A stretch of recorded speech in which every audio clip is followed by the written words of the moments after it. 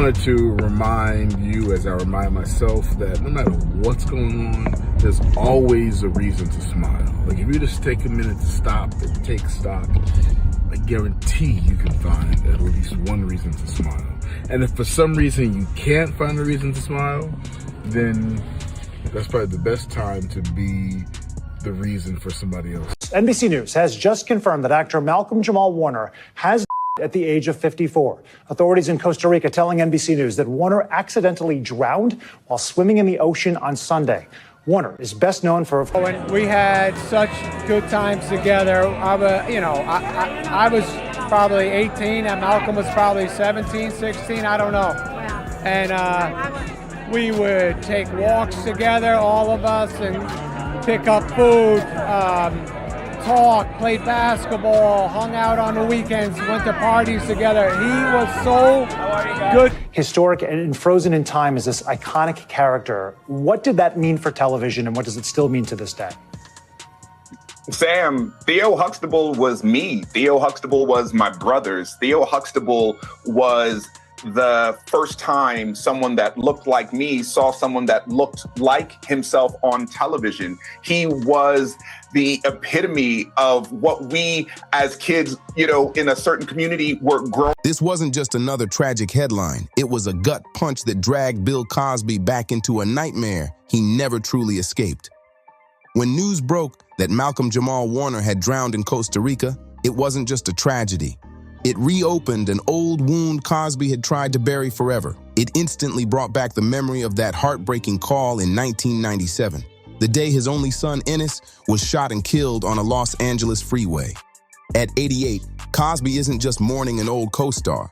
Through his spokesperson, Andrew Wyatt, Cosby shared how Warner's death hit hard. Wyatt said it felt just like that call from years ago. Same pain, same shock, same deep loss. Two young men, both gone suddenly, both taken under tragic, senseless circumstances. Warner was on a family vacation, just trying to relax. I've been really blessed and fortunate and lucky, and I've worked hard, whatever, to have a really, really beautiful career. In that I think I was very fortunate coming out the gate. And Ennis, he was fixing a flat tire when he was shot. Two different stories, one shared heartbreak that Cosby will never forget. But here's what people don't see. Malcolm wasn't just that guy from the show. To Cosby, he was family. This wasn't just another actor reading lines on a sitcom set. This was a boy Cosby watched grow up, not just on screen, but behind the scenes too. There were no cameras capturing the real connection they built. Jokes between takes, deep conversations, life advice, and long hours of bonding. Cosby saw him transform from a young kid into a grounded, focused man. And in Cosby's eyes, Warner wasn't just a co-star. He was like a second son. That bond was real. And now, another piece of Cosby's heart is gone forever. So when the heartbreaking news broke that Malcolm Jamal Warner had drowned on a family trip, it hit Bill Cosby like a freight train. This wasn't just another tragedy. It was deeply personal. It cracked open old wounds that had barely scarred over. Cosby didn't need a reminder of how sudden and brutal loss can be. Know that this incident took place on Sunday in Costa Rica. He was on a family vacation. He was swimming off of the coast of a town called Cocles in the province of Limon. He was swimming at Playa Grande. I've visited Costa Rica a few times. I was there with my family a few years ago, and those currents can be... He already lived that horror back in 1997. When his only biological son, Ennis, was murdered on the side of a Los Angeles freeway. Ennis was just 27. He had a bright future ahead, studying to become a special education teacher. But while changing a flat tire, a man approached him during a robbery and shot him dead. No warning, no reason, just senseless violence that shattered Cosby's world. For nearly 30 years, he's carried that weight, and now here it comes again like some twisted deja vu.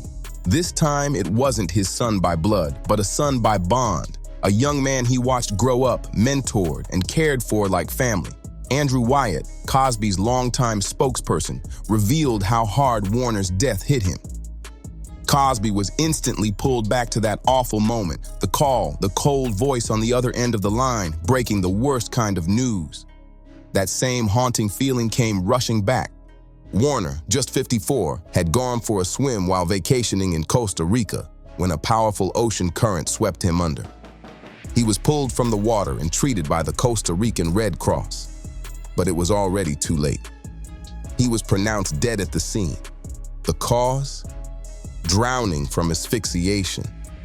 Two clinical words that can't begin to capture the brutal finality of what really happened. Cosby was crushed, but even through the heartbreak, he found the strength to speak out, to remember, to pay tribute. The kind of work that I do. So I have a body of work that I will never have to be embarrassed by. Now, there may be some work I might be embarrassed because I might have been whack, but there's nothing in my body of work that I'll ever have to be embarrassed in that I misrepresented my people, or I have continued to perpetuate stereotypes. According to Andrew Wyatt, Cosby tried to focus on the things Malcolm truly cared about: family, music, and truth. He died doing what he loved, spending time with his people. And behind those words was a pain only someone who's lived through deep, soul-cutting loss could ever understand. Cosby had actually talked to Malcolm not long before his passing. They had a conversation after Malcolm performed at his Art in Motion show in Minnesota, a fusion of jazz, poetry, and storytelling.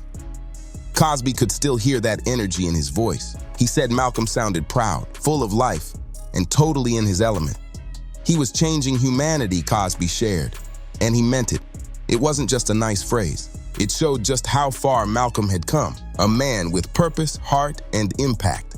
In that shared wave of grief, Cosby picked up the phone and called Felicia Rashad, his longtime co-star, the woman America knew as Claire Huxtable. And just like that, the past came rushing in. They cried, they remembered, and in between the tears, they even laughed. Oh, so unbelievable there. And Branson, I also was reading that just days ago, he had another podcast episode that was dropped, and now a lot of fans are starting to really listen to that as maybe one of his last times that you hear him. Cosby said they embraced each other over the phone, mourning a friend who had been in their lives for nearly 4 decades. This wasn't just about a castmate, it was about real, lasting family. For fans, the lines between The Cosby Show and real life might have blurred.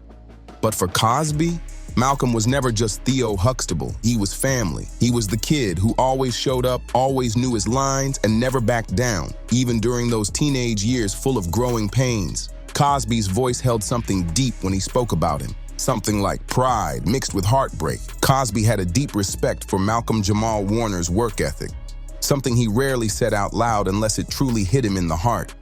But the emotional weight of Warner's death isn't separated from the complicated history they both carried. Let's be real. The legacy of The Cosby Show has been rocked ever since Cosby's legal scandals exploded. His 2018 conviction for sexual assault, his release in 2021, and the ongoing civil lawsuits, they've all cast a long, dark shadow over what was once one of TV's most beloved families. Warner, always calm and measured, never looked away from those facts. He addressed the reality head-on in interviews over the years. He talked about the heartbreak, the missed chances, the emotional and financial toll it took on everyone involved. But here's what stood out. Warner never jumped to fully defend Cosby, but he also refused to completely condemn him. "I can't defend him or his actions at all," Warner told Jamil Hill in a 2023 interview. "I also can't throw him under the bus completely." He called it complex, full of shades of gray that most folks just wouldn't understand. And that right there, that was classic Malcolm. He didn't just sidestep controversy, he wrestled with it, out in the open, like a grown man who wasn't afraid of the messy truth. Even after Cosby's fall from grace, Warner still carried respect for the man who'd once been his mentor. He wasn't blind to the damage. "There's the piece of the financial hit we all took," he admitted. But when it came to his own path, Warner said, "It hasn't really affected my career. He kept it pushing, kept it real, and never let the noise drown out his own journey." It's heavy, and yeah, it's layered. For Bill Cosby, now living in the long, cold shadow of scandal, Malcolm Jamal Warner's death hits like the final break in a fading connection to the man he used to be. America's TV dad. Back when The Cosby Show flipped the script on how black families were seen on screen, back when it gave a whole generation hope and helped tear down tired stereotypes. Warner was right in the center of that movement, a sharp, funny, imperfect, real young black teen playing Theo Huxtable. That character wasn't just a part, he became a symbol, a kid who felt relatable and honest. And even as recently as May 2025, Warner was still giving Cosby credit. On a podcast, he talked about Cosby's grind. The man would film from Monday to Thursday, hop on a flight that night to do stand-up shows over the weekend, then be right back on set by Monday morning. He had the #1 show in the world and still hustled like he hadn't made it yet, Warner remembered.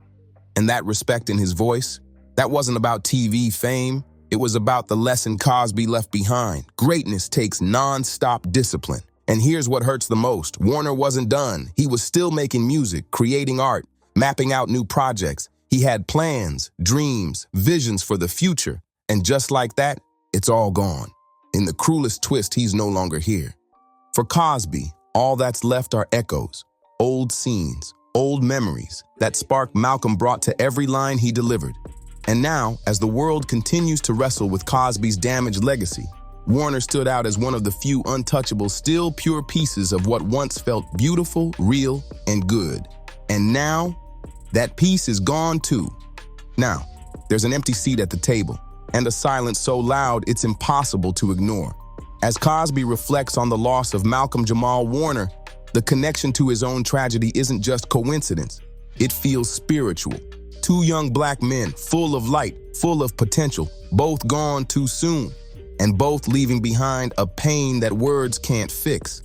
For Cosby, once seen as America's favorite father figure, that pain now cuts twice as deep. But Warner's legacy? It goes way beyond Theo Huxtable. He was more than just a character on TV. He was a musician, a storyteller, a truth speaker, and even with the storm of controversy surrounding Cosby, Warner never lost his footing. He stood tall, grounded in who he was, with grace, with strength, with quiet power. Cosby may have lost his public image, his title, and his platform. But in the shadows of that fall, he still holds on to the one thing that mattered most. The bond, the brotherhood, the family they built on that iconic set. Now, he grieves not just for a co-star, but for a kindred soul, a son in spirit. The laughter they once shared on camera still echoes. But now that stage is quiet, deep, heavy, unforgettable. If this story moved you, don't forget to like, subscribe, drop a comment, and share this video with someone who remembers the legacy. We'll catch you on the next one.